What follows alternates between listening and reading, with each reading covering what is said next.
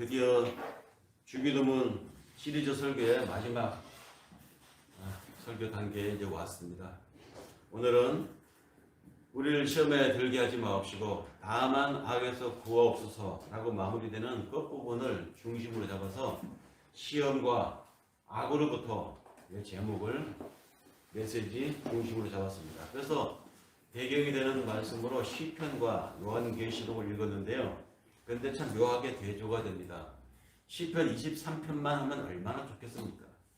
하나님, 우리는 당신을 믿습니다. 당신은 우리의 목자라고 하셨죠? 우리 양입니다. 하나님, 당신만 바라보고 산다. 이렇게 살았더니 하나님이 목자가 되셔서 앞장서서 막대기와 지팡이로 우리를 보호해 주시는 것입니다. 그래서 시인이 이렇게 노래하잖아요. 여호와는 나의 목자시니 내가 부족함이 없으리로다. 게다가 나를, 내 인생을 정말 살만한 물가로 인도하시니 그 푸른 초장으로 이끄시니 내가 여호와의 앞에 영원히 거하리로다. 우리의 신앙의 삶이, 믿음으로 살아가는 매일매일의 삶이 내가 죽는 날까지 내 인생이 이랬으면 얼마나 좋겠습니까? 그런데 시인이 고백하는 것처럼 그런 날만 있었습니까? 내가 사망의 음침한 골짜기에 거할지라도, 이 표현에서 이제 우리가 긴장하게 됩니다. 내 인생이 사망의 음침한 골짜기에 빠진다? 빠질 수도 있다? 아니, 빠졌구나? 그렇다면 나한테도? 그렇죠. 피할 수 없습니다. 그런데 절망하지 않을 수 있는 것은 주께서 지팡이와 막대기로 나를 지켜주시고 또 목자로서 내가 그럼에도 불구하고 그 사망의 음침한 골짜기에 처해 있는 나의 삶을 하나님이 가이드하신다는 것입니다. 다 계획이 있다는 것이죠. 우리는 이러한 과정을 삽니다. 그래서 인생이라고 하죠. 인생인데 그냥 짐승으로 와서 살다가 먹고 마시고 배설하고 그래서 죽어서 헐구로 돌아가는 그냥 이런 짐승의 인생이 아니라 우리의 인생은 하나님으로부터 올라간다고 하죠. 우리는 혼으로 땅으로 꺼지는 것이 아니고 영으로 하늘로 올라간다고 했습니다.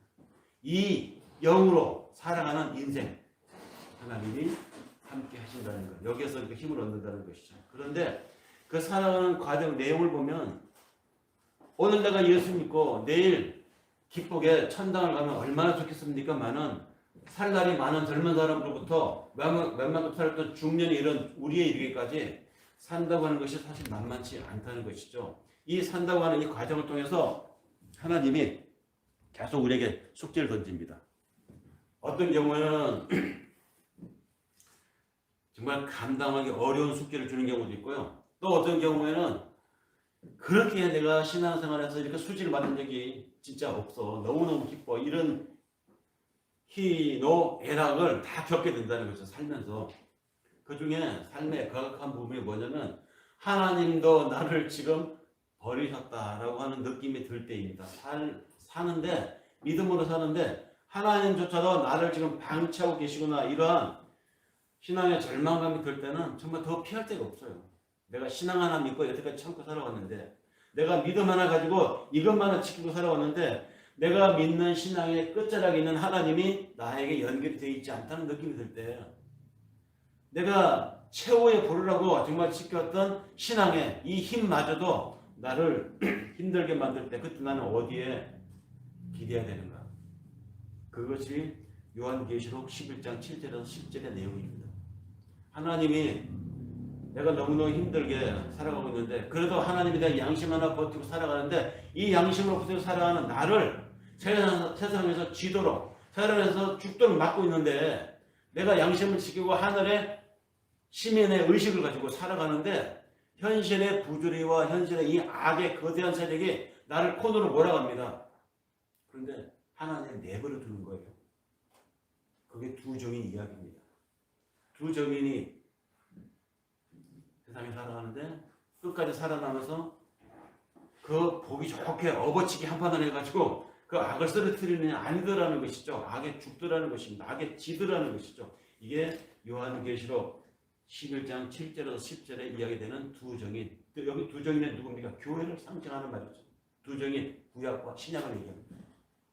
구약 시대에 하나님의 양심으로 살았던 사람들 한 증인이고, 신약 시대에 와서 그 율법에 있는 양심을 실제로 정신으로, 영으로 새로 새 계약으로 살아내는 사람, 신약의 성도들을 가리켜서 또 다른 증인. 그래서 두 증인을 얘기하는데, 구약식으로 살았던, 신약 예수식으로 살았던 이 살았던 두 증인이 세상에서 치도원을 당하고 세상의 힘 앞에 무기력하게 박해를 당하고 핍박당하는 그 장면이 여기에 기록되어 있습니다. 그런데 그것을 보고 계시는 하나님이 가만히 보고 계시다는 것입니다. 침묵하고 계시다는 것이죠. 이럴 때 우리는 끝장인가? 하나님 없는 것인가? 나의 삶에서 이렇게 고백되어질 만한 경험도 있었지만 여러분들의 삶에서도 아마 이런 경험은 많았을 것입니다. 어쩌면 우리뿐만 아니고 인류를 살아온 많은 지성인들이, 현인들이 같은 절망감을 느낀 경우가 더 많았을 것입니다. 아니, 더 구체적으로 하나님의 선택받은 백성이라고 하는 유대인들이 히틀러의 치하 때 그 아우슈비츠에서 가스실에서 죽어가면서 자기 동료가 비누, 재료로 분해되고 하는 이런 현장에서 같이 있으면서 그런 생각을 했을 거예요. 하나님은 어디 계시는가? 하나님은 왜 이렇게 보고만 계시지? 그런 영화, 그런 소설들 많이 봤죠? 사실 실화에 가까운 소설들이지만 절대적으로 선이시고 전지전능하신 하나님이 계시다고 하는 이 세상에 왜 이렇게 악이 항상 이기고 그 하나님을 믿고 살아가는 선한 백성들은 이게 악에 치여서 이렇게 부당하게 박해를 받는가? 이런 현장들을 보아왔던 인류의 현인들이, 똑똑하다고 하는 철학자들이 그런 질문을 제기합니다. 하나님은 왜 이것을 막지 않는가? 막을 능력이 없는 것인가? 아니면 일부러 막지 않는 것은 아닌가? 만일 그렇게 하나님이 전지전능하지 않다면, 혹은 그런 능력이 있음에도 불구하고 그것을 방치하고 보고 있는 하나님이라면 그 하나님은 악한 하나님입니다. 고약한 노인 하나님입니다. 이렇게 말합니다. 그러면서 성경에서 말하는 그렇게 선하다고 하는 하나님, 성경에서 말하는 전지전능하다고 하는 그 하나님, 그따위 하나님은 없다. 이렇게 단언하기까지 했습니다. 사실 이 화두는 인간이 도구를 사용하고 살면서부터, 인간의 생각이라고 하는 것이 생겨나면서부터 그 인류사 역사를 기록하기 시작하면서부터, 선사시대 이전 그 이후부터, 역사시대부터 계속 제기되어져 온 화두이기도 합니다. 착하게 살고 선하게 살고 그 하나님을 섬기며 살아온 백성들이 일방적이고 무차별한 폭력을 받는 현장을 볼 때마다 이 문제는 제기되어져 왔던 것이죠. 그래서 이 이야기, 즉 오랫동안 교회가 이 화두에 제대로 답을 못 해왔어요. 유대인들이 박해받는 2차 대전의 현장을 보면서. 1차 대전 때도 유대인은 박해받았죠. 더 거슬러 올라가서 선한 집단이 왜 악한 집단의 힘 앞에 무기력한가? 여기에 답을 제대로 교회가 못 해왔다는 것입니다. 그런데 어느 단계 가서 중세를 넘어서서 계몽 시기에 와서 여기에 답을 한 철학자가 있습니다. 플랑탕카라고, 플랑탕카 흉이라고 하는 철학자가 있었는데요. 이분은 분석 철학자입니다. 이분이 인간의 자유의지론을 내세워서 이 교회가 답을 못 해왔던 이 화두에 답을 던진 것입니다. 그는 뭐라고 얘기했느냐면, 인간에겐 자유의지라는 게 있다는 것이죠. 하나님의 개입과 인간의 자유의지, 이건 반비례 한다, 이렇게 말을 했습니다. 가령 하나님이 전지전능하신 분인데 인간에게 만약에 하나님이 자유의지를 20% 정도 허용을 하면, 그러면 하나님의 전지전능성은 80% 정도로 감해진다는 것입니다. 만약에 인간에게 자유의지를 50% 허용하면 하나님의 전지전능성은 제한을 받는다는 것이죠. 50%. 그러니까 인간의 자유의지와 하나님의 전지전능성은 서로 반비례하는 관계다, 이렇게 설명을 했습니다. 그래서 이 플랑탕카라고 하는 이 철학자는 인간의 자유의지를 보장한다고 하는 것은, 인간의 자유의지를 보장하는 그 순간 인간이 자기 자유의지를 죄를 짓고 악을 행한다고 하는 것을 하나님이 막을 수가 없다는 것입니다. 만약에 하나님이 인간에게 자유의지를 어느 정도 허용해놓고 그러면서 당신은 전지전능하기 때문에 그 자유의지를 또 막는다? 그것은 모순이라는 것이죠. 그런 것이 만약에 그런 이야기가 성립이 되려면 각도의 합이 360도인 삼각형이 있다 이런 말과 같은 거예요. 말이 안 되잖아요. 결혼한 미혼남이 있다 이런 말처럼 말이 안 되는 것입니다. 네모난 동그라미 말이 안 되잖아요. 전지전능하신 하나님이기 때문에 인간의 자유의지도 하나님이 마음대로 이렇게 통제한다. 이 말이 안 되는 것이죠. 그래서 이것을 만약에 부정하려고 하면 자유의지가 없는 기계적인 인간들이 사는 세상이 지금 우리가 사는 세상보다 훨씬 더 멋있고 아름다운 세상이 되어야 한다고 인정하는 것과 같습니다. 근데 그 근거를 어디서 찾아야 되겠습니까? 정말 그럴 수 있을까요? 하나님이 다 조정을 하고 하나님이 다 이 목각 인형을 위해서 조정하는 것처럼 줄로 당기고 늦축해서 우리가 하는 것을 하나님이 다 우리가 밥 먹고 짜장면 시킬까 짬뽕을 시킬까 이것까지 매일매일 먹는 새끼까지도 하나님이 다 조정을 하고 전지전능함으로 당신이 뜻하는 대로 한다면 그렇게 살아가는 우리 인간 세상에 악이 없을까요? 그리고 그렇게 사는 세상이 정말 천국일까요?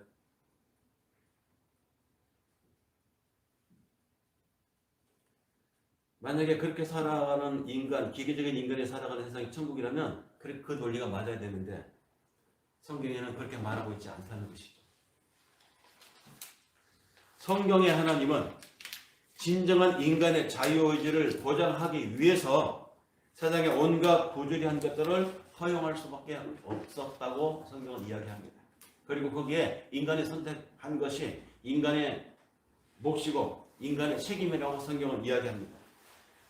이 세상의 거의 모든 악과 우리 사회의 부조리는 결국 인간에게 허용된 자유의지를 우리 인간이 그릇되게 남용함으로써 생겨난 결과임을 인간이 알고 그 악에서 그 시험에서 돌이킬 수 있는 길도 성경은 또 제시하고 있습니다. 해법도 제시하고 있다는 것이죠. 그래서 우리가 살아가는 세상은 예나 지금이나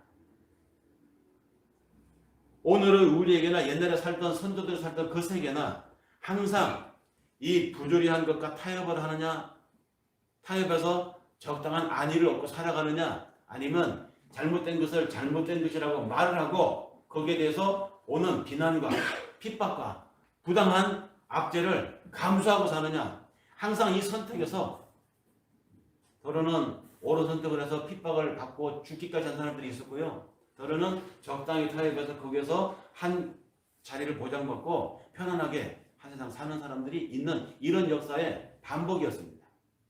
그러므로 우리가 살아가는 이 세상은 하나님의 양심으로 살아가려고 맘만 먹으면 현실의 부조리와 전투를 할 수밖에 없습니다. 이것을 영적인 전투라고 하죠. 우리는 영적인 전쟁을 하면서 살아가는 것입니다. 그런데 문제는 하나님이 우리를 당신의 백성으로 선택한 이상 우리는 이 땅에 살다가 죽는 날까지 하나님의 양식으로 천국의 시민의식으로 살아야 되기 때문에 부조리와 악과 유혹으로부터 우리는 흔들릴 수밖에 없어요. 그 싸움을 해야 되는 것입니다. 그런데 그 전투, 그 영적인 싸움에 대한 전투 감각이 우리가 무뎌져 있다는 게 문제예요. 마지막 때가 다가올수록 사단은 총력으로 집요하게 하나님의 자녀들을 흔들고 핍박합니다. 그렇게 하게 하나님이 놔둔다고 했습니다. 성경에는. 어느 정도까지 놔두느냐? 우리가 함께 읽은 요한계시록을 보니까 죽기까지 내버려 둔다고 했어요. 죽기까지. 요한계시록에 보니까 그때 우리들이 이 세상에서 죽는 모습으로 보여질 것이다 라고 묘사하고 있잖아요. 내가 예수를 잘못 믿었나 봐. 믿음의 능력으로 살면 하나님에게 축복을 받고 내가 하는 일이 잘 풀려가고 적어도 최소한 마음의 평안은 누릴 줄 알았는데 우리 전쟁에 전투에 하나님이 그럼 어느 정도까지 봐주느냐? 죽는 모습을 보여줄 때까지 하나님이 내버려 둔다니 내가 예수 잘못 믿은 것 아닌가? 괜히 믿음의 길에 들어섰나? 이런 후회도 될 수 있습니다. 교회를 상징하는 두 증인이 큰 길가에서 죽는다고 했습니다. 다른 말로 세상을 상징하는 바벨론 성에서 죽는다고 했습니다. 성경에서 항상 나오는 바벨론, 성경에서 항상 언급되는 이집트, 애국, 이것은 세상을 상징하거든요. 힘과 권력이 지배하는 세상을 상징해서 성경에서 나옵니다. 그런데 그 바벨론 성가에서, 그 애국 큰 성 길가에서 두 증인이 죽는다고 했습니다. 네, 이게 교회의 모습이고 이것이 하나님이 원하는 교회의 존재 양식입니다. 교회는 우리 한 사람 한 사람, 교회는 세상에서 이길 수가 없어요. 세상의 힘은 권력을 가진 자가 지배하기 때문입니다. 세상의 힘은 힘으로 대결해서 힘을 가진 자가 지배하는 것이기 때문에 그 힘의 논리로 운영되는 세상에서 어떻게 하늘의 양식을 가진 사람이 이길 수 있겠습니까? 이기려고 한다고 하면 그것은 설정 자체가 잘못된 것이죠. 교회는 세상에서 지는 모습으로 살아가기 마련입니다. 예수님이 그렇게 살았잖아요. 예수님이 그렇게 살다가 결국 어떻게 됐습니까? 죽었잖아요. 그 예수의 삶을 따라가겠다고 다짐한 우리들을 크리스찬이라고 합니다. 우리도 그 예수처럼 세상에서 살아야 된다는 것이죠. 우리가 세상에서 이긴다고 하는 것은 세상이 편법과 부조리를 동원해서 가진 힘, 그들이 악을 동원해가지고 쟁취한 그 권력, 그들처럼 괴물처럼 살아야 된다는 것입니다. 세상이 괴물로 다가오니까 우리는 더 크고 더 무서운 괴물이 돼가지고 그것을 쟁취한다는 얘기인데 그게 하나님이 원하는 모습이 아니라는 것입니다. 괴물을 상대하기 위해서 괴물이 된다? 그건 괴변이에요. 그 괴물에 죽는 것이 맞습니다. 교회는 열심히 전도해서 교인 숫자를 늘려서 그래서 이 땅에 여기도 교회 저기도 교회 주일이 되면 온 땅에 주일날 사람들이 다 예배 가고 통통 상가가 비고 생업에 종사하는 사람들이 없는 그러한 주일이 오는 세상, 그리스도의 푸른 계절이 오는 이러한 세상을 주시옵소서라고 교회는 기도하고 또 그것을 목표로 삼는 교회들이 있습니다. 그러니까 잘못된 거예요. 하나님이 교회를 허락하고 이 교회를 이 땅에 하나님 원하는 교회 모습은 그런 모습이 아닙니다. 세상의 핍박 속에서 손해를 보고 세상의 갈취 속에서 양보를 하고 그 세상의 악한 모습 앞에 악을 악으로 갚는 것이 아니라 때리면 맞아주고 그럼으로써 하나님의 자녀가 어떻게 사는 것인지를 보여주는 이 밀리고 양보하고 져주는 공동체로 사는 것이 바로 교회입니다. 절망적이죠. 이렇게 살아야 된다면 너무 힘들 것 같지 않습니까? 그런데 다행한 것은 그 예수가 어떻게 되었습니까? 그렇게 해서 죽었더니 3일 만에 그 죽음을 딛고 일어나셨잖아요. 부활까지 가지 않습니까? 하나님의 우편에 앉아 계시잖아요. 우리 이 소망을 믿고 이 소망 가지고 죽는 순간까지 하나님을 위해서 살아가는 것입니다. 이 소망이 우리한테 있기 때문에 이게 끝이 아니라는 걸 믿기 때문에 우리는 하나님을 믿고 소망하며 살아가는 것입니다. 우리도 예수님처럼 그 영광을 소망하며 이 땅에서 살아가고 있는 것이 교회의 모습이어야 한다는 것이죠. 그래서 악한 사단의 세력과 믿음의 하나님의 사람들이 우리가 전쟁을 하는 것입니다. 이 현장은. 사람들은 흔히 믿는 사람의 집단과 즉 교회 집단과 믿지 않는 교회 바깥에 악한 세력이 있으니 한판 전쟁을 벌이려고 하는 것인데 마지막 날에 그 전쟁이 벌어지는데 마지막 그 전쟁이 벌어지는 곳이 어디냐? 바로 아마겟돈 전쟁이다 이렇게 말을 합니다. 아마겟돈 전쟁 물론 있어요. 요한계시록에 언급이 되어 있습니다. 크게 한판 붙는 마지막 날에 미래 전쟁이 있겠죠. 그런데 성경에서 말하는 아마겟돈 전쟁의 취지는 그 미래의 마지막 날의 전쟁 이전에 사실은 오늘의 전쟁을 이야기하고 있습니다. 아마겟돈이라는 말도 사실 우리가 정확하게 보면 미래의 마지막 전쟁보다 현재 일어나고 있는 진행 중인 전쟁을 더 강조점을 두고 있는 것을 알 수 있습니다. 성경에서. 아마겟돈 전쟁, 영화로도 소설로도 얼마나 많이 우리에게 해람됩니까? 근데 정확하게 성경에서 말하는 아마겟돈을 찾아보면요. 앞에 아는 강조예요. 머깃도가 진짜 말입니다. 머깃도. 머깃도라고 하는 지명이 있어요. 이스라엘에. 그 지중해를 끼고 있는 옆으로 이스라엘 땅 안에 머깃도라고 하는 지역이 있는데 이 지역이 어느 곳이냐? 이스라엘이라고 하는 나라가 이 전략적 요충지에 차지하고 있는 땅입니다. 그래서 가나안 땅이에요. 여기가. 근데 북방에서 강대한 강대국에서는 아시리아가 그 자기 사례권을 넓히려고 전쟁을 벌이면 어디까지 갑니까? 내려옵니다. 내려오면 남쪽에 이 강대국 이집트하고 만나게 돼요. 이집트하고 결전을 벌이는 곳이 어디냐? 서로 이 고지를 먼저 차지하면, 이 지역을 차지하면 전쟁에 유리한 곳이 있습니다. 거기가 바로 어디냐? 머깃도예요. 이 머깃도에서 전쟁이 일어나면 북방 세력과 남방 강대국이 서로 부딪히게 됩니다. 그래서 전쟁이 일어나면 거기서 그 고지 머깃도 지역을 먼저 차지하려고 거기가 심한 전쟁이 일어나는 것이죠. 그래서 거기서 전쟁이 일어나면 이 머깃도 쪽에서 시체가 막 쌓여요. 전쟁에서 죽은 병사들의 시체가 쌓이고 산을 이룹니다. 시간이 지나면 그 시체가 썩는 냄새가, 구더기가, 파리가 막 거립니다. 그 지옥이죠, 완전히 머깃도 지역이. 근데 거기서 걸핏하면 전쟁이 일어나는 겁니다. 머깃도에서. 나중에는 아수르가 패하고 바벨론이라고 하는 또 신흥 나라가 나옵니다. 이 바벨론이 유다를 점령하죠. 유다를 점령하면서 이제 남쪽에 있는 강대국 이집트까지 자기 세력 밑에 놓으려고 또 쳐들어옵니다. 그러면 이집트가 가만히 있나요? 사전에 먼저 방어하려고 올라갑니다. 그 올라가면 또 만나는 곳이냐? 또 머깃도예요. 머깃도에서 또 이집트와 바벨론이 전쟁합니다. 그럼 거기에 또 시체가 또 막 쌓여요. 그래서 이스라엘 사람들에게 있어서 머깃도 하면은 그 지옥입니다. 이 지옥인데 이 지옥, 지옥, 징그러운 지옥, 너무너무 무시한 지옥. 우리가 왜 어떤 말을 강조할 때 쌍스러운 말할 때도 막 개자를 붙이죠. 뭐 개 딸이니 개 양아치니 이런 말처럼 이스라엘 사람들도요 어떤 강조를 할 때 거기에 하나의 부사같이 붙이는 말이 있어요. 아자를 붙입니다. 그래서 머깃도, 이게 머깃도예요. 아마겟돈.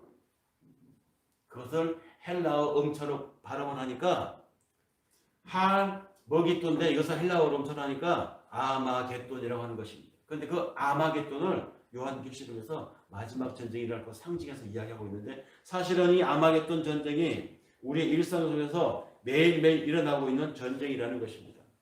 지금도 우리가 살고 있는 매일의 삶을 돌아보면 그 생활 속에서 크고 작은 영적인 전쟁이 일어나고 있습니다. 아마겟돈 전쟁이 벌어지고 있다는 것이죠.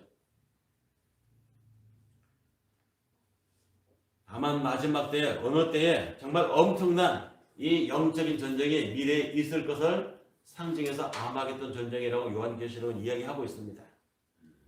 우리가 오늘 살아가는 삶은 이 전쟁의 연장선상에 놓여있기 때문에 아마겟돈 전쟁을 우리는 겪고 있습니다. 벌이고 있습니다. 다만 어느 정도 심각하고 어느 정도 무서운 전쟁을 겪고 있느냐는 각자 가지고 있는 신앙의 성숙도에 비례한다는 것이죠. 신앙이 깊은 사람은 이 영적 감성이 예민하기 때문에 사소한 것에도 하나님의 뜻이냐 내 뜻이냐를 따지지만 신앙의 감각이 무디고 아직 신앙이 깊지 않은 사람들은요 엄청나고 차마 저렇게 해서는 안 되는데 신앙인이 이런 감성으로 어떤 사람을 바라보는데 그 사안을 신앙적 감성 없이 그냥 대충 살아요. 내 신앙의 성숙도에 비례해서 아마겟돈 전쟁의 양상이 우리 속에 일어나고 있습니다. 그것을 인식을 하느냐 못하느냐의 문제일 뿐이죠. 어쩌면 하나님의 백성으로 제대로 살고 있지 않기 때문에 내 삶에서 나는 아마겟돈 전쟁을 겪고 일어나고 있는데 내가 이것을 전쟁으로 인식하지 못하고 있는지도 모릅니다. 어차피 사탄의 편에 살고 있는 오늘의 내 삶이라고 하면 무슨 거룩한 전쟁이 일어나겠어요? 사실은 거룩한 전쟁인데 내가 전쟁을 생각을 않고 사는 것이죠. 사탄의 편에 살고 있다는 이미 적당히 비겁하게, 적당히 비굴하게, 적당히 야합하며 살면 나는 이미 사탄의 편을 살고 있는 것입니다. 그렇기 때문에 내 삶에 전쟁이 일어나지 않아요. 그러나 하나님의 뜻대로 제대로 살려고 하면 우리는 매일매일 삶에서 선택이라고 하는 것 앞에서 심각한 영적 전쟁을 하고 있습니다. 지금도 우리는 영적 전쟁을 하고 있는 현실에 살고 있어요. 우리는 주일날 예배를 올 때 어떻습니까? 예배를 갈 때 내가 차가 막히냐 안 막히냐, 거기 가는 날 내가 갈까 말까, 뭐가 가느냐 마느냐 선택의 기준이 뭐죠? 내가 가고 싶으면 가고 가기 싫으면 안 가는 겁니다. 골프 약속 있으면 오기 싫은 거예요. 그 시간에 하필 밀린 드라마가 있으면 그 드라마 보기 위해서 예배 시간을 이번 주 땡겨 먹자 넘어갈 수 있습니다. 더 중요한 약속이 있으면 예배야 뭐 항상 매주 드리는 거니까 한 주 빼먹어도 하나님이 뭐 섭섭해하시지 않겠죠. 판단의 기준이 다 달라요. 그런데 지금도 우리가 살아가는 이 순간에도 오늘 우리 환경 속에서도요, 예수를 믿는다고 하는 사실로 목숨을 걸 만한 일들이 있는 현장이 있습니다. 북한 보세요. 기독교 허용 안 하잖아요. 그런데도 목숨 걸고 지하 교회가 있습니다. 이슬람 세계는 다른 종교를 허용하지 않잖아요. 그런데 그 이슬람 세계에서 선교라는 선교사들은 목숨 걸고 그 일을 하고 있습니다. 중국은 공산국가입니다. 기독교를 허용하지 않습니다. 그런데 거기 가서 기독교를 전하는, 목숨 걸고 이 기독교를 전하는 사람들이 있습니다. 중동과 아프리카 대부분은 이슬람 국가입니다. 그런데 그 이슬람 국가의 나라 가운데에 이디오피아라고 하는 나라가 있습니다. 이디오피아 국가는 기독교 국가입니다. 근데 워낙 이슬람 세력이 압도적이다 보니까 이디오피아 나라 안에도 이슬람 세력이 점점점 잠식이 되고 있어요. 그래서 기독교 국민과 이슬람 국민들이 싸워요. 내전이 일어나는 것입니다. 종교 전쟁이 일어나는 것이죠. 뭡니까? 예수를 믿는다는 것 하나 때문에 목숨 걸고 현실을 좌우하는 이러한 세계가 우리가 살아가는 이 시대도 있다는 것이죠. 하나님은 왜 그런 핍박받는 우리 형제 교인들의 모습을 오늘 우리들에게 보여주십니까? 영적 전쟁의 상태는 편안한 곳에서는 나의 사소한 불편함을 감수하느냐 마느냐의 문제일 수 있겠지만, 지금도 목숨 걸고 로마 시대 때 기독교를 수호했던 그 사람들의 상태가 지금도 이 땅에 있다는 것을 보여줍니다. 즉 하나님을 믿고 살아간다고 하는 것은 그렇게 간단한 문제가 아니라 무시무시한 영적 전쟁 상태라는 것을 일깨워주기 위해서 지금 그 동시대에 같은 환경 아래 있는 이 지구에 하나님을 믿는 사람들의 핍박 장면을 우리로 목도하게 하고 듣게 하십니다. 우리는 그렇게 무시무시한 영적 전쟁을 치르고 있는 신자들이고 성도들이며 하늘의 시민들입니다. 마귀가 그렇게 우리를 시험에 몰아넣고 마귀가 그렇게 우리로 하여금 악에 빠져들도록 준동을 한다는 것이죠. 그래서 예수께서 우리에게 주기도문으로 말씀하시기를 우리를 시험에 들게 하지 마옵시고 다만 악에서 구하옵소서라고 기도해라 라고 주기도문 속에 이 말을 집어넣은 거예요. 예수님이 가르쳐주신 이 기도, 우리는 기도할 때 항상 기도 끝자리에 이렇게 말합니다. 우리 주 예수 그리스도 이름으로 기도하옵나이다. 도대체 그 의미가 뭘까요? 왜 예수의 이름을 그리스도의 이름으로 기도했다고 항상 마지막에 무슨 추임새처럼 후렴구를 꼭 넣어야 될까요? 여러분 그 의미를 아시고 기도하십니다. 어떤 사람들은 내가 지금까지 쫙 기도를 했어요. 기도를 했는데 이 기도를 끝에 이제 마지막으로 우리 주 예수 그리스도 이름으로 기도드리옵나이다 했기 때문에 이제 그리스도께서 다 들어주실 것이라 생각을 하고 그렇게 기도한다는 분도 있습니다. 예수의 이름만 갖다 붙이면 어떤 기도든 하나님은 다 들어주신다? 그런 뜻 아니에요. 그런 뜻으로 그리스도의 이름으로 기도드립니다라고 마무리하는 거 아닙니다. 그러면 왜 주님은 주기도문을 가르쳐 주시고 또 우리는 그 주기도문의 기도에 따라서 우리 나름대로 기도할 때마다 마지막에 예수의 이름으로 기도드립니다라고 할까요? 예수의 수준으로 기도하라는 것입니다. 예수라면 내가 지금 기도하는 이 사안을 어떻게 기도하실까? 예수의 수준으로, 예수의 눈높이로, 예수의 가치관으로 내가 기도합니다라고 기도하는 것이 예수 그리스도의 이름으로 기도합니다. 이 뜻이에요. 그래서 하나님이 내 이름으로 구하라 다 주시리라 예수님 말씀하셨죠. 예수님이 기도하면 적어도 하나님 다 들어주세요. 정말. 왜? 예수님이 기도하시는 것은 하나님이 인정한 우리 공산품 인정한 KS 마크처럼 그건 공인 인정서예요. 예수의 이름으로 기도하면 하나님 다 들어주십니다. 그런데 예수님이 어떻게 기도합니까? 내 뜻대로 마옵시고 아버지의 뜻대로 하옵소서. 이것이 예수님의 기도잖아요. 예수님이 만약에 내가 먹고 사는 문제 때문에 기도한다면 어떻게 기도할 것 같아요? 예수님이 만약에 내가 중체에 대한 사업을 놓고 중체에 대한 시험을 놓고 큰 문제를 놓고 기도한다면 예수님은 어떻게 기도할 것 같습니까? 바로 그 관점이죠. 예수님처럼 기도하라는 것입니다. 때문에 우리가 기도가 함부로 할 것이 아니고 내 욕심으로 다 포장해서 기도해놓고는 마지막에 그냥 예수님 이름으로 기도합니다라고 떼우는 것은 그 자기 기도가 아니에요. 그건 예수의 기도가 아니에요. 자기 기도죠. 기도가 만약에 그런 것이라면 예수가 직접 가르쳐준 주기도문이 무엇이겠습니까? 예수의 소원입니다. 우리가 주기도문을 한다고 하는 것은 우리의 염원이고 우리의 소원이기도 하지만 그것은 곧 예수의 염원이고 예수의 소원이라는 말입니다. 그렇다면 하나님이신 그 예수가 소원한 내 기도 내용을 안 들어줄 리가 없잖아요.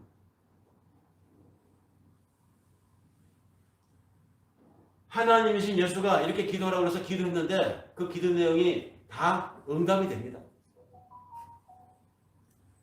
다 이루어집니다.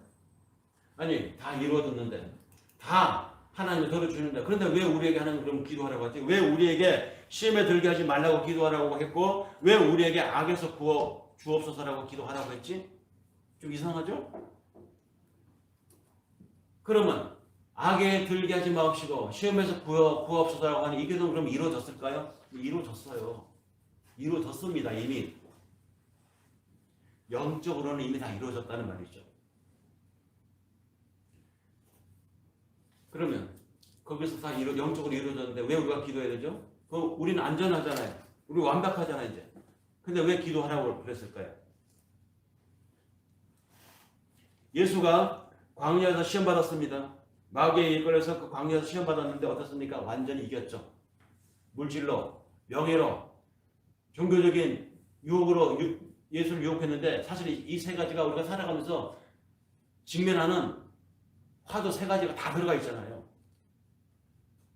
근데 그 시험을 예수님이 이겼습니다.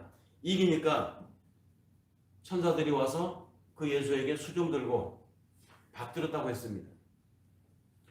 처음 인간 아담은 어떻습니까? 아담은 하나님의 허락한 그 장에서 놀면서 거기에서 시험에서 실패했습니다. 하나님의 금지한 선악과를 다 먹는 바람에 첫 아담은 실패했지만 다시 온 아담 예수는 그 광야 시험에서 이겼습니다. 그래서 천사가 수종을 들었다고 했습니다. 실패했던 아담은 그 에덴 동산에서 천사에서 쫓겨났지만 두 번째 아담으로 오신 예수는 그 광야 시험에서 이겨서 천사의 수종을 받았습니다. 같은 언급을 기록하고 있는 마가복음에 보면 천사만 예수에게 와서 수종된 게 아닙니다. 그 광야에 짐승들, 덜짐승들까지 와서 예수와 함께 어우러졌다고 돼 있어요. 아니 천사가 와서 수종된 것까지는 이해가 되는데 거기에 사자, 호랑이, 곰이 있었는지 모르겠지만 승냥이 뭐 등등 들짐승들이 와서 함께 예수와 함께 어우러졌다. 이 도대체 무슨 상황이죠? 웬 짐승들이 이것을 상징하는 바가 뭘까요? 그 예수가 광야에서 그 시험을 이기므로 인해서 그 예수가 시험을 이긴 그 광야가 들짐승들까지 와서 함께 어우러져서 살 수 있는 하나님의 천국으로 변했다. 이것을 상징으로 보여주는 계시적 장면입니다.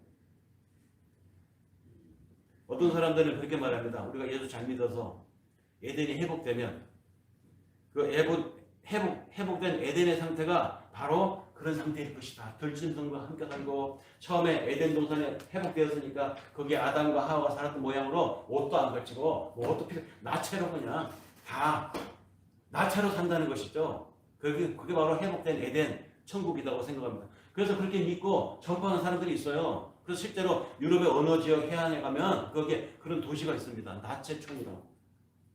자기들 스스로는 하나님을 믿는 신실함으로 그런 행위가 부끄럽지 않다고 생각하고 그걸 또 권장해요. 거기서는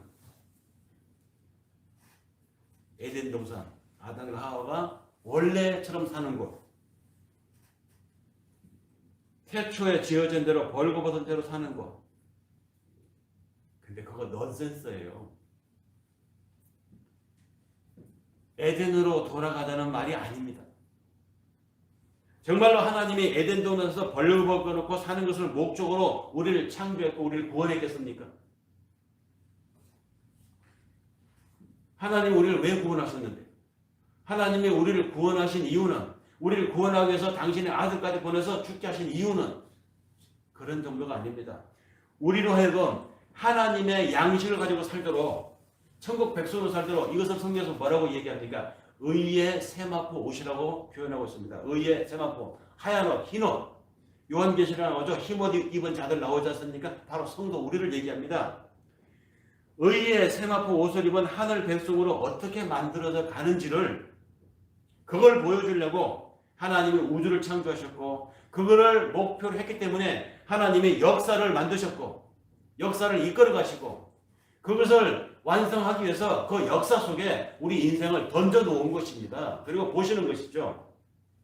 하나님이 애초에 이 세상을 만드신 목적은, 그리고 그 안에서 우리를 선택해가고 구원을 하신 목적은 새하늘과 새 땅을 만들기 위함이었어요. 새하늘과 새 땅. 그래서 창세기의 에덴 동산에는 인간을 시험했던 선악과 나무가 있었지만, 예수로 인해서 그 시험이 완성된 새하늘과 새 땅에는 그 선악과 나무가 없습니다. 거기에는 뭐가 있어요? 영생의 나무가 있습니다. 생명의 나무. 선악과가 있는 그 동산으로 다시 에덴 동산으로 회귀한다? 그거 아니에요. 그래서 넌센스라는 것입니다.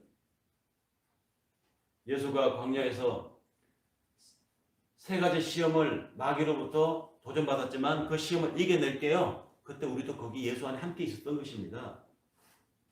예수가 죽음을 이기고 무덤에서 부활한 그 현장에 그 예수 안에 우리도 함께 있었다고요. 그래서 우리는 시험으로부터, 악으로부터 영적으로는 이겼다는 것이죠. 이루어졌다는 것입니다.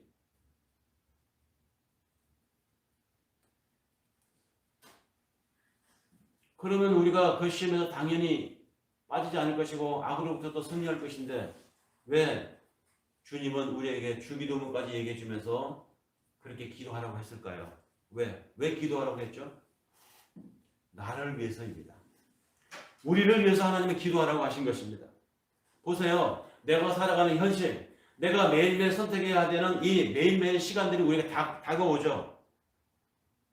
공부를 더 해야 되느냐 말아야 되느냐, 상급밖에 가야 되느냐 말아야 되느냐, 직장을 옮겨야 되느냐 말아야 되느냐, 내 아이가 뭘 하겠다고 하는데 그것을 허용해야 되느냐 말아야 되느냐, 집을 옮겨야 되느냐 말아야 되느냐, 모든 선택이 우리 앞에 옵니다. 그 현실에서 내 삶의 실존을 한번 돌아보자고요.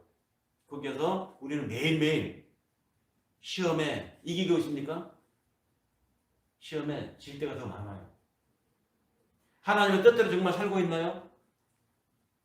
내 뜻이 우세할 때가 더 많습니다. 겉으로 보면 우리도 그 아마겟돈 전쟁에서 어쩌면 하나님 편이 아니라 하나님 반대편 대적으로 서서 살고 있는, 그렇게 보이는 경우가 더 많습니다. 그게 우리의 실상이고 그것이 우리의 실체고 현실입니다. 마치 사탄의 편같이 매일 욕망하고 매일 욕심을 내고, 그래서 또 시험에 빠지고, 그 실패하면 자신을 원망하고 하나님을 원망하고 교회를 원망하고 자기 믿음 선택한 것을 원망하고, 우리 그러잖아요. 그렇게 살잖아요. 매일매일. 다행한 것은 하나님은 약속하신 것을 당신은 반드시 이루어 가시는 분이라는 것. 그래서 내 욕심을 제어하는 데 실패하고 하나님의 뜻보다 내 뜻을 앞세워서 어떤 일을 했다가 실패했지만, 그럼에도 불구하고 하나님은 그 실패와 그 좌절을 통해서 나를 만들어 가신다는 것입니다. 당신의 자녀로 더 탄탄하게. 외양상 보면 사탄의 편으로 분류되어도 마땅할 것 같은 그러한 우리의 삶의 모양이지만, 그러나 그러한 처지에서도 하나님은 그 실패, 그 욕심, 그 좌절, 그걸 통해서 하나님은 우리를 당신의 자녀로 만들어가고 있다고요. 이 순간에도 사탄은 열심히 우리를 집요하게 공격하고 있습니다. 우리가 자각하고 있지 못할 뿐이지. 사탄이 우리를 어떻게 공격합니까? 북한이나 중국이나 이슬람권에서는 이 예수를 전하고 그리스도를 전파하면 사탄의 공격이 어떻게 봅니까? 칼이나 흉기나 정치적 압박이나 감옥에 가두는 모습으로 나타나지만, 이 자유세계, 이 대한민국에서 우리가 예수처럼 살려고 하는데 우리를 압박하는 건 뭡니까? 그런 총칼이 아니잖아요. 우리의 이성입니다. 우리의 생각. 우리는 이 이성으로부터 예수를 믿는 믿음에 대한 심각한 도전을 사실은 매일매일 겪고 있습니다. 이치로 따지니까 이 믿음이 믿어지겠습니까? 상식으로 따지면 이 속에 성경 속에 있는 이야기가 믿어져요? 부활이 믿어지고 영원에 사는 것을 믿습니까? 이 말을 우리가 그래서 예배 때마다 신앙 고백을 하는 거예요. 사도신경을 가지고 안 믿어지면 세뇌라도 되어서 믿어지게 해달라고. 근데 이게 정말 믿어야 되거든요. 대학에서 유명한 공학 박사로 이름나신 분이 이분은 무신론자예요. 자기 그 학교에 채플 예배 때 이제 어느 목사님이 오셔서 그 예배 때 설교를 하셨는데 설교 끝난 뒤에 그 이제 대학이니까 자유로운 토론이 있었던 모양이죠.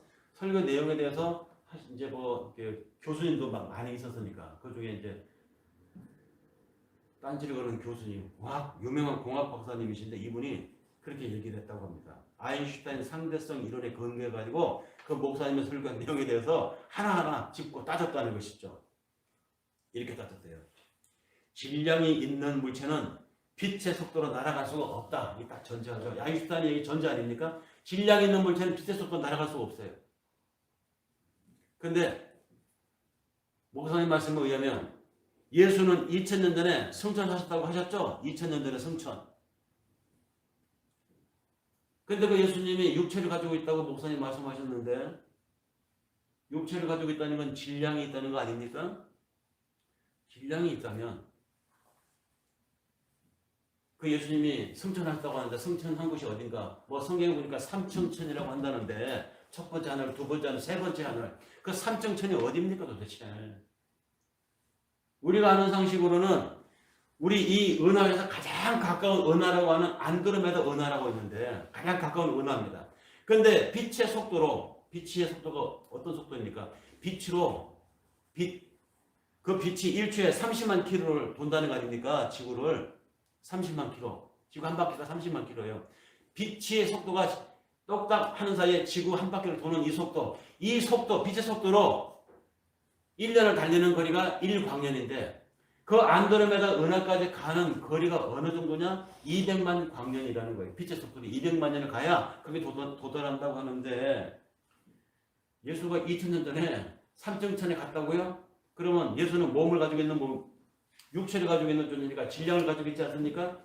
그 예수가 아직도 그 안드로메다도 통과 못했다는 거 아닙니까? 도대체 삼층천이 어디냐고요?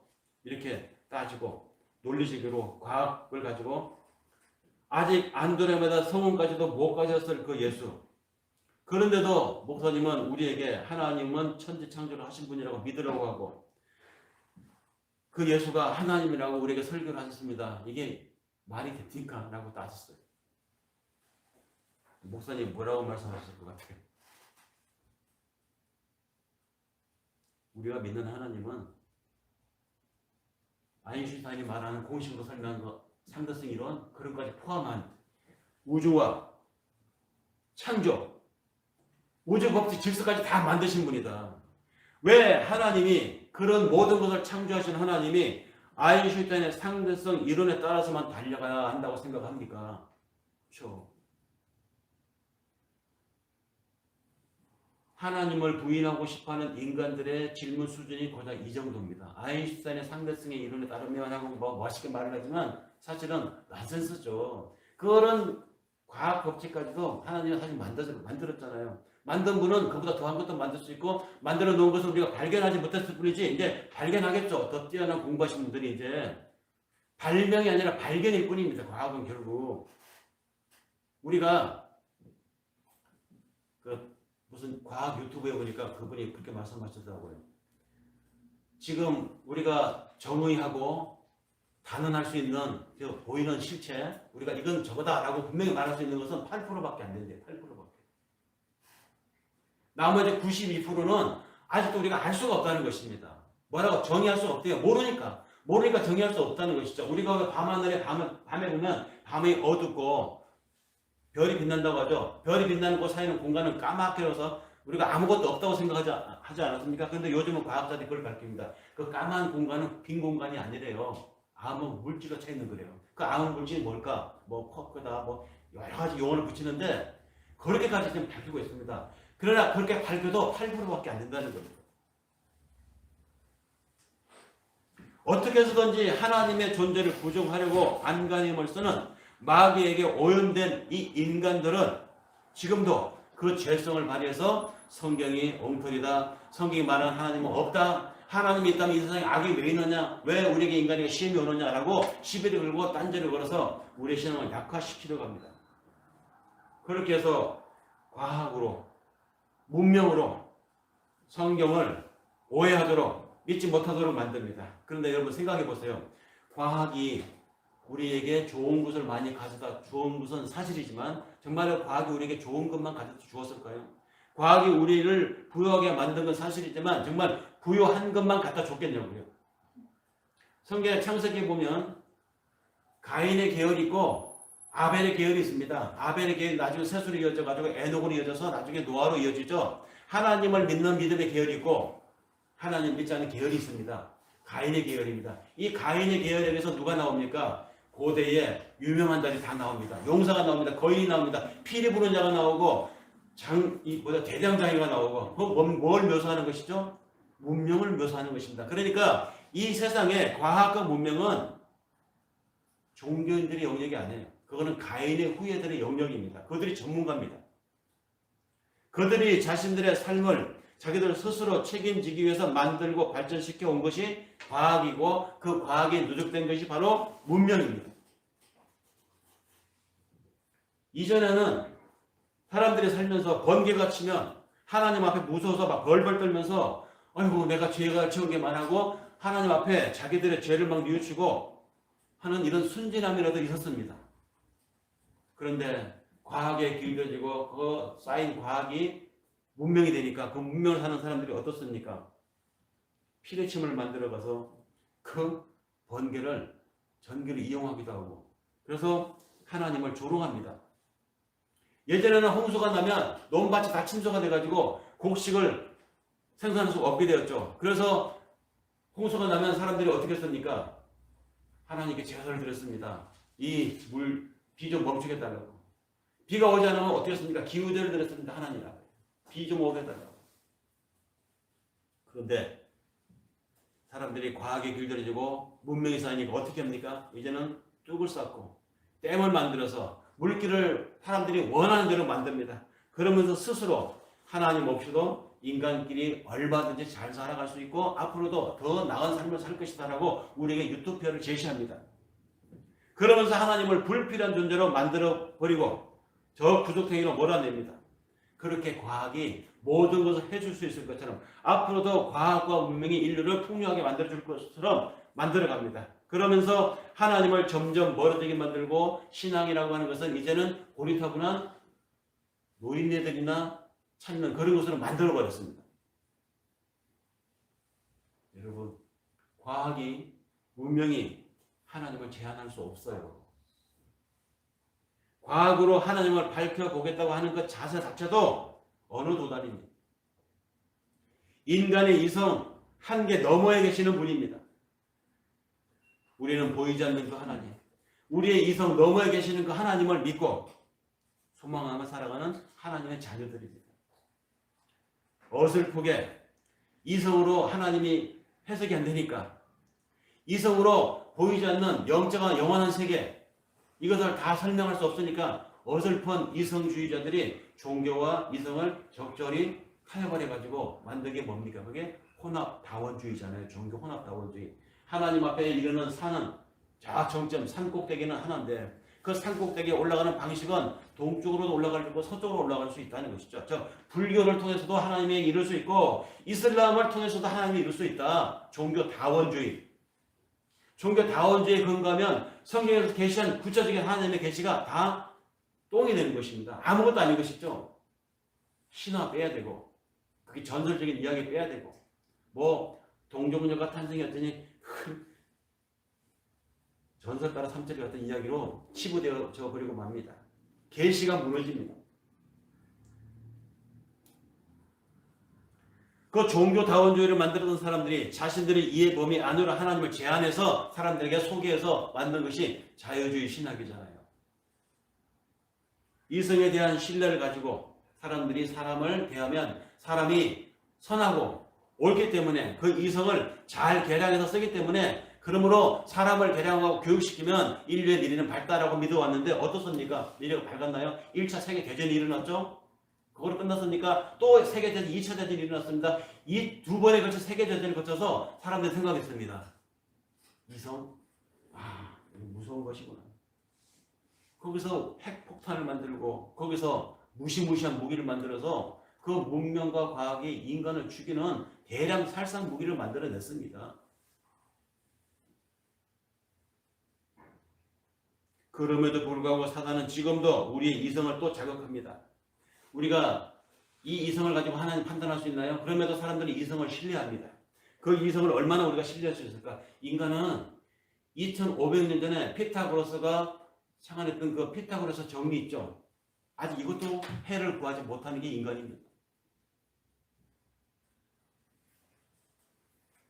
인간의 그 이성으로 하나님을 이해하겠다고요?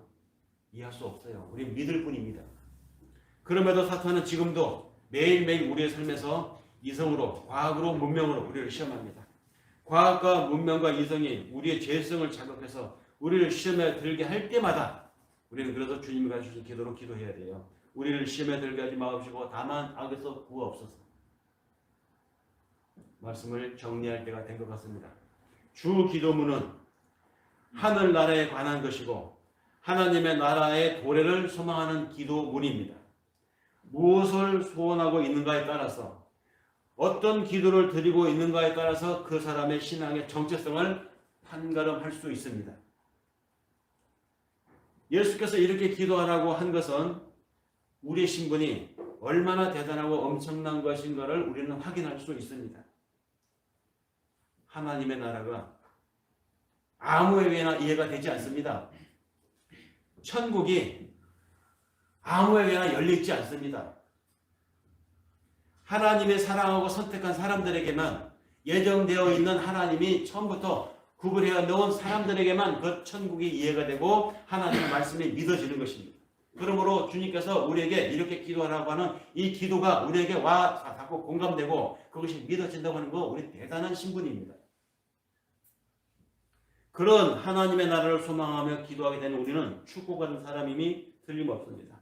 우리들이 어떻게 살아야 할지, 무엇을 소망하며 살아야 할지 그 주기도문 안에 다 들어있다는 말이죠. 예수가 기도로 소원했던 것, 또 그가 다 이루어지기를 원했던 것, 그것이 주기도문 안에 다 녹아 있습니다. 그러므로 기도할 때마다 주기도문을 떠올리며 우리가 기도할 바가 무엇인지 다시 확인하여 우리가 하나님의 백성임을, 그 신분임을 확인하며 기도하는 그 시간, 얼마나 감사한 시간이겠습니까? 얼마나 확신에 차는 시간이겠습니까? 우리를 시험에 들게 하지 마시고 다음 하나님께서 구하옵소서.